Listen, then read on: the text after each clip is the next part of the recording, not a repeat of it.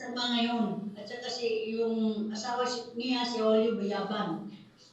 Emerson, Obina, Vienna, kasama ko sila. kasama mo pa rin sila. Ayun, ba? No. Talagang aktibo kayo. Alam mo, natutuwa ako eh. Kasi, bihira kasi yung mga player na gaya po ninyo na mga, sa SEA Games, no?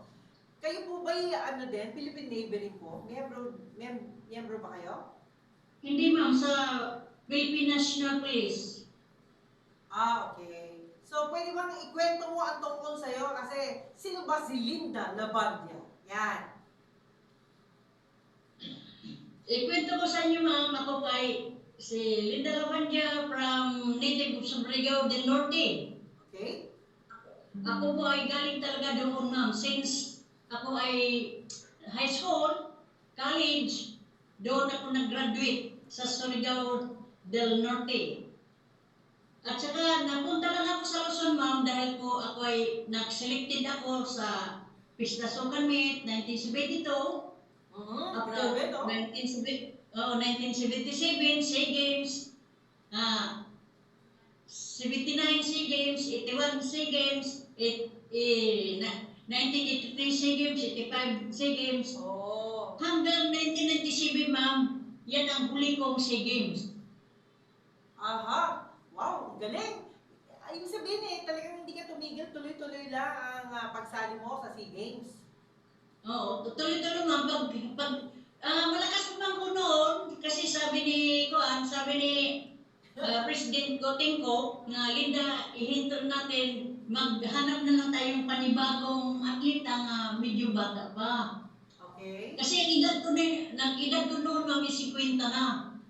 Nandyan pa rin ako sa national team. Okay. Pero hindi ka pa naalis sa national team?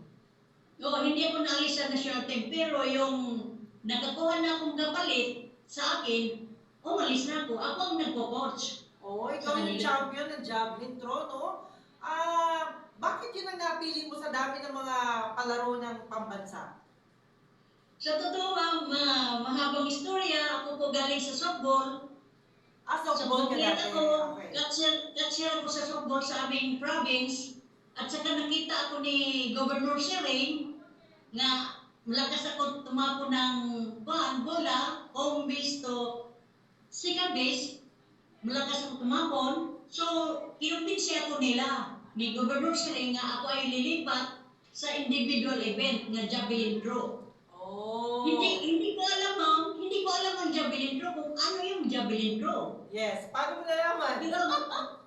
Ang sabi ni Governor Serene, itakbo mo yung bangkaw na javelin. Kung ikaw ay malakas tumapon dyan, ikaw ang manalo. Ganun. Yun ang sabi ni Gov sa akin. So, naka-interest ako dahil ang sabi ni Governor Serene na ipapadala daw ako sa ibang bansa, makasakay ako ng airplane, tapos mga bagong uniforme nga Philippine flag with Philippines. Wow.